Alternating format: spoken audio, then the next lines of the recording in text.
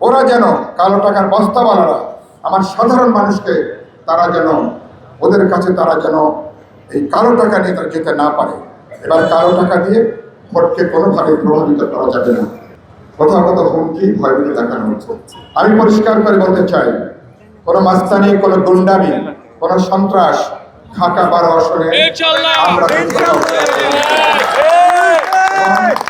এবং হাসিনার মতন গুন্ডামি তার সন্ত্রাসকে যেহেতু আমরা মোকাবেলা করেছি, আর স্বৈরতন্ত্রকে মোকাবেলা করেছি, এখন কে গডফাদার হলেন, কে মেগাস্টার হলেন গডফাদার, এগুলাকে এখন আর ভোটাররা কেউ এটাকে পাত্তা দিচ্ছে। ওই পর্যায়ে পার হয়ে গেছে। মানুষের মন জয় না করে, ভালোবাসা না পেয়ে, কোনো মাস্তানি গুন্ডামি সন্ত্রাস করে এবার ভোটের জায়গায় যাওয়া যাবে না। মেহরবানি করে জায়গায় যেগুলো করছেন এগুলো এখনই বন্ধ করেন, এগুলো এখনই বন্ধ করেন। সেদিন আমি নির্বাচনের অফিসে বলেছি, 4 থানার ওসিরা ছিলেন, সামরিক বাহিনীর অফিসাররা ছিলেন, গোয়েন্দা সংস্থার লোকেরা ছিলেন। আমি বলেছি ওদেরকে চিহ্নিত করেন, কারণ হুমকি দিচ্ছে, ভয় ভীতি দেখাচ্ছে, মাস্তানি করছে। 2 হচ্ছে অনেকে কালো টাকার বস্তা নিয়ে এখন হাজির হবে, আমি শুনতে পাচ্ছি। টার্গেট কারা? টার্গেট হচ্ছে শ্রমজীবী মানুষ, সাধারণ মানুষ, বস্তিবাসী, শ্রমজীবী সাধারণ মানুষ। কিন্তু এটা আমি এবার আস্থা রাখতে চাই। 17 বছর ধরে যে নির্বাচনের জন্য আমরা অপেক্ষা করছি, নিজের পছন্দের দল বা মার্কায় ভোট দেব। এবার তারেক রহমান সাহেবের নেতৃত্বে বিএনপি দেশব্যাপী 290টা আসনে বিএনপি ধানের শীষে নির্বাচন করছে। আর মাত্র 10টা আসনে ঢাকা 1200 শরীফদের মার্কায় বিএনপি নির্বাচন করছে। 290টা আসনে ধানের শীষ, যেমন ঢাকা 12তে কোদাল, এরকম শরীফদের কিছু কিছু মার্কায় অন্যান্য আসনে আছেন। এবার একটা গণস্রোত তৈরি হয়েছে।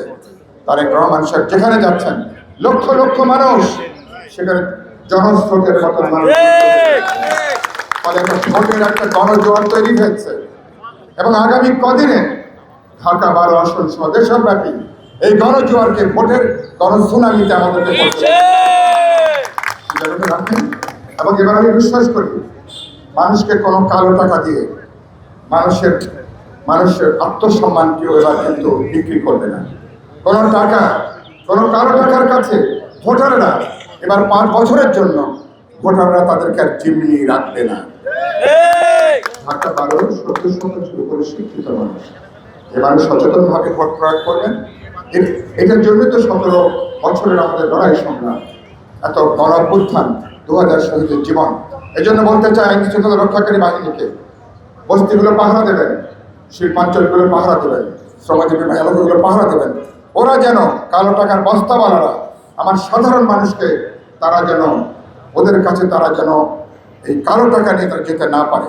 এবার কালো টাকা দিয়ে ভোটকে কোনোভাবে প্রভাবিত করা যাবে না। আমি শিক্ষক মণ্ডলী যারা এখানে আছেন আপনাদেরকে অনুরোধ করবো, এ ব্যাপারে সতর্ক পাহারা বসাতে হবে।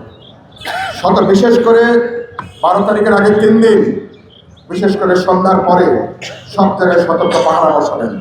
টাকার বস্তা দেখলে ধরবেন, পাকড়াও করবেন, থানায় খবর দেবেন, টাকার বস্তা সহ জমা দেবেন। এরা তেল দিয়ে কই ভাসতে চায়, দুর্নীতি করে, লুটপাট করে, বদমাইশি করে, চাঁদাবাজি করে টাকা বানাইছে। আর ভোটের সময় এসে যে এরা নাকি বলে কি, ভাব ছিটালে কাকের অভাব নাই, ভোটের সময় টাকা ছিটাবো, মাগার ভোটের কোনো অভাব হবে না। এই খেলা এবার আমরা বন্ধ করবে। এই খেলা এবার সবাই সাবধান হয়ে যান। আর কি সুতরাং মানুষের কাছে যাব।